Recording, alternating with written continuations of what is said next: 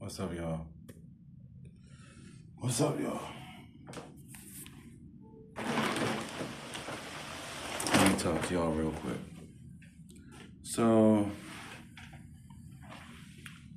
this is what God has told me to say. And I apologize for the change of energy, change of tone, change of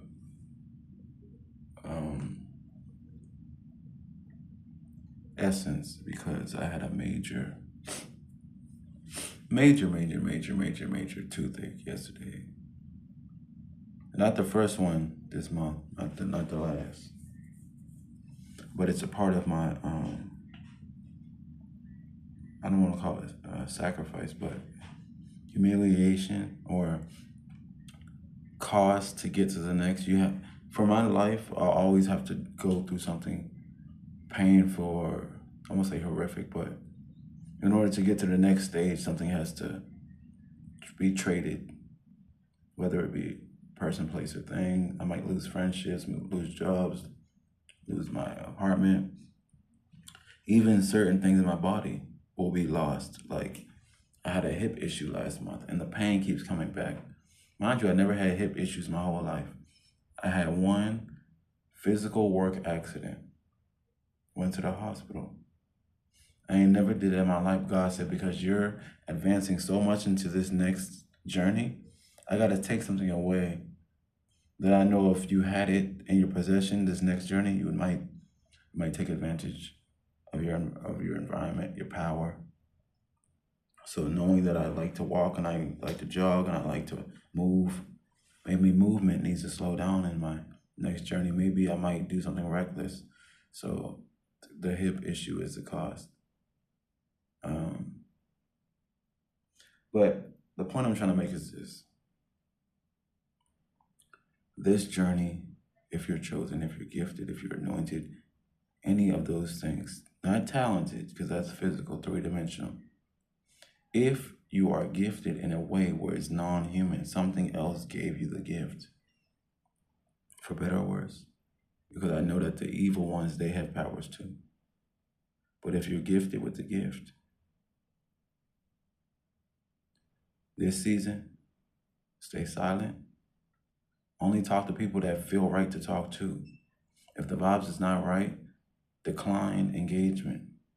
Do not engage women, men, children, animals, old folks. It doesn't matter.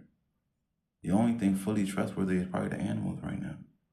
Unless you've met your tribal family already, which hasn't happened yet because we still have a bit of work to do three-dimensionally, so we're still scattered. If you have a gift, this is the season to let your creativity out. If you're gifted in any way, the next journey of reality for all of us collectively will be more so trade and barter. Basically, everything's going to go back to the beginning. It's full reset. If you don't have nothing to contribute, you're going to be broke in this next timeline, no matter how long it lasts. It could be a decade, 20 years, 30 years. Who knows how long the next paradigm will exist. But all I know is that if you think that you're going to be working for massa, for the white man, for the government, and you think that they're going to treat you with respect, this next timeline, if you work for the three-dimensional world, you're going to be a slave. I don't care what ethnicity you are. It don't matter. You're going to be a slave. And they're not going to slave you with the whip this time. They're going to slave you with the convenience. They're going to enslave you with the views. They're going to enslave you with the algorithm. That's why you notice that I don't got no social medias other than YouTube. They can't use you and take. You can't be finessed by the baby father that don't pay child support if you've already got your money by yourself. The next season is self-sufficiency. The system is no different from a baby mama or a baby daddy that doesn't care about you. The system never wanted to marry because it don't care. It doesn't see purpose in it. It needs to use and abuse and suck you dry, and then after that, it's going to dispose. That's what it is. And it is what it is. You know, where I'm at a point right now where I know I can't go back to the system. I know that my journey is not simplistic. I know I have a mission at hand and I have to complete. I used to be a bit vague about it when I was younger, but now I'm 36 years old. I know for sure. I know for sure that this system is produced solely for us to feel. It ain't a win when things are gonna turn around. Ain't no win. It's never gonna happen. That's the whole point. God will assist us when we change the paradigm ourselves collectively. I kind of don't even want to have this conversation because it's like a repeating drum. Those that are meant to shift will shift.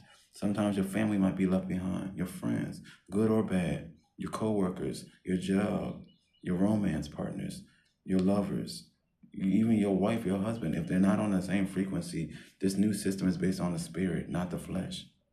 If you're not on the right frequency, when the real thing happens, mad people can be left behind. More than Corona, more than that. Corona was the three-dimensional stage one, was the Mayday. They're turning on us. After they took off enough people, took out enough people, they said, oh, let's let it quiet down. Let's let it quiet down. And let's see what happens next. Once they realized that enough of us were still stupid enough, they just kept giving us food or human, whatever, we probably eating humans already.